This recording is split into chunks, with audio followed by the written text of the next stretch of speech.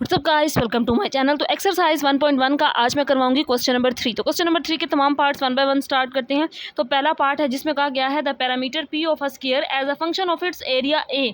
तो हमने parameter basically क्या होता है कि ऐसी इक्वेशन जिसके अंदर वेरिएबल एक्स और वाई के अलावा भी इन्वॉल्व हो रहा हो। अब जिस तरह एक्स वाई टी जी मतलब 3 वेरिएबल आ जाएं, 3 से ज़्यादा 4 भी आ सकते हैं। एक्स और वाई के अलावा कोई और वेरिएबल भी हो, टी की फॉर्म में हो सकता है, थीटा की फॉर्म में हो सकता है, उसको पैरामीट्रिक इक्वेशन कहते हैं। अब हमने यहाँ पे एक फंक्शन बनाना है किस किस के दरमियान, parameter P of a square, एक स्क्वायर लेना है, उसका पैरामीटर लेना है और उसका एरिया, उस स्क्वायर का एरिया और पैरामीटर के दरमियान एक फंक्शन बनाना है। तो अगर यहाँ पे मैं एक स्क्वायर ड्रा करूँ तो स्क्वायर को हम ऐसे ड्रा करते हैं, ये एक स्क्वायर है। तो यहाँ पे एक सबसे पहले एक स्क्वायर मैंने ड्रा कर लिया। अब स्क्वायर की दो चीज़ें लेनी है, एक स्क्वायर का पैरामीटर लेना है और दूसरा इसका एरिया लेना है। स्क्वायर वो शेप है जिसकी चारों साइड्स बराबर होती हैं। अगर इसको भी नाम दे दें एक्स का, ये भी एक्स साइड होगी, ये भी एक्स होगी, ये भी एक्स होगी, इसकी चारों साइड्स बराबर हैं। ये एक स्क्वायर है। अब हमने यहाँ पे लेना है स्क्वायर का पैरामीटर। तो पैरामीटर क्या होता है, किसी भी स्क्वायर का पैरामीटर होता है sum of its all sides, इसकी सारी साइड्स का सम कहलाता है पैरामीटर।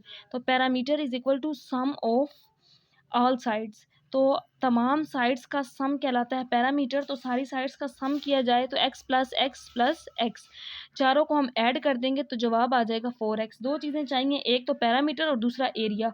तो स्क्वायर का एरिया, ये फार्मूला होता है कि स्क्वायर का एरिया होता है लेंथ मल्टीप्लाई विड्थ।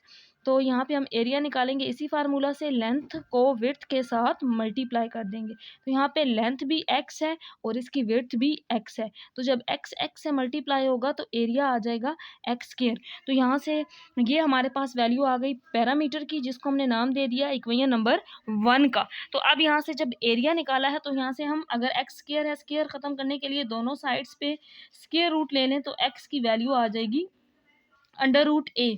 तो x की वैल्यू आ गई अंडर रूट ए। अब ये जो x की वैल्यू आई है इसको पुट कर देंगे 1 के अंदर, तो एक रिलेशन बन जाएगा पैरामीटर और एरिया के दरमियान, यानी कि एक फंक्शन ड्रा हम कर लेंगे।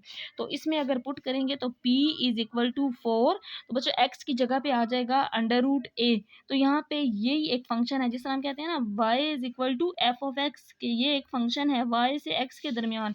तो इसी तरह ये फंक्शन आ गया पैरामीटर और एरिया के दरमियान एक फंक्शन, इस तरीके से ड्रा कर लेंगे। जो इसके बाद पार्ट नंबर बी है, तो ये भी पहले ही पार्ट की तरह है। इसके अंदर कहा गया है the area A of a circle, एक सर्कल है जिसका हमने एरिया लेना है as a function of its circumference.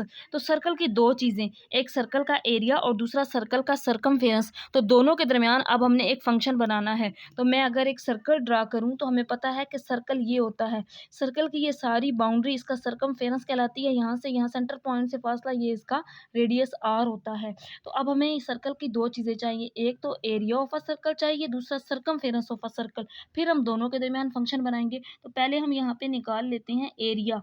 तो एरिया ऑफ अ सर्कल, अब हमें पता है कि सर्कल का एरिया क्या होता है, ये प्रीवियस क्लासेस में भी आप पढ़ चुके हैं, नहीं भी याद तो याद रख लें कि सर्कल का एरिया होता है A is equal to pi r square.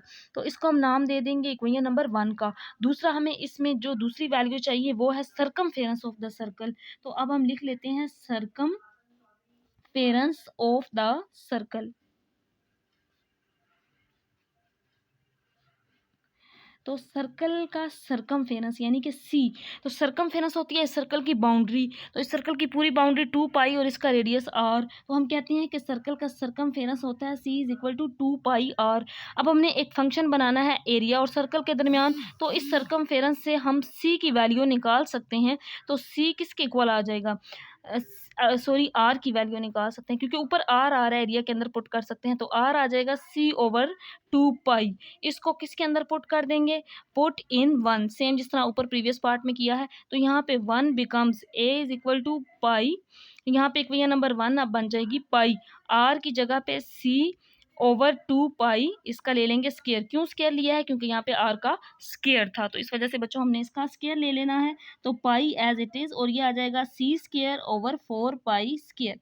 तो ये एक पाई पाई से कैंसिल आउट, तो C square over 4 pi, this is the area. तो यहाँ पे एरिया की ये वैल्यू आ गई सी स्क्वायर ओवर 4 पाई। तो यही आंसर होगा, इसको मैं लास्ट पे यहाँ लिख देती हूँ, hence area is equal to C square over 4 pi. तो बेसिकली यही क्वेश्चन में कहा गया था कि सरकमफेरेंस और एरिया के दरमियान एक फंक्शन बनाएं। तो सरकमफेरेंस और एरिया के दरमियान फंक्शन इस तरह से बन गया है कि a is equal to C square over 4 pi. इसके बाद है पार्ट नंबर सी। ये क्वेश्चन नंबर 3 का लास्ट पार्ट है, पार्ट नंबर सी। इसमें ये कहा गया है the volume we of a cube. एक क्यूब लेना है, उसका वॉल्यूम वी लेना है और हमने एक फंक्शन बनाना है उस क्यूब के वॉल्यूम और एरिया के दरमियान of area A of its base. और जो एरिया लेना है उस क्यूब की बेस का एरिया लेना है हमने बच्चों। तो यहाँ पे हमें क्यूब ड्रा करेंगे, क्यूब का वॉल्यूम लेंगे और उसका बेस एरिया लेंगे और देखेंगे कि उनके दरमियान किस तरह का फंक्शन बनाया जा सकता है। तो अगर एक क्यूब ड्रा करें तो क्यूब इस तरह से हम ड्रा कर सकते हैं। ये एक क्यूब है तो इसके दरमियान हम इस तरह से क्यूब, और ये इसकी 3 साइड्स हम बेसिकली लेते हैं। ये भी एक्स इसकी सेम साइड होती है, ये भी एक्स और इसको नाम एक्स एक्स वाई जी भी देते हैं, या हम इसकी ये सेम साइड्स एक्स एक्स और हमने इसको नाम दे दिया एक्स का।